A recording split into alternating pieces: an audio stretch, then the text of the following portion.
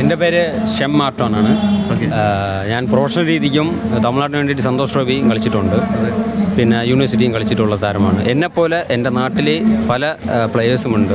10 കൊല്ലത്തിന് മുമ്പേ പ്രൊഫഷണൽ കളിച്ച ഐ കളിച്ച കുറച്ച് പ്ലെയേഴ്സ് ഉണ്ടായിരുന്നു. പിന്നെ അപ്പോയിൻമെൻ്റ് ആയ കുറച്ച് പ്ലെയേഴ്സുണ്ട് പല ഡിപ്പാർട്ട്മെൻറ്റിലായിട്ട്. പിന്നെ ഇന്ത്യൻ താരങ്ങളോരോ ഉണ്ട്.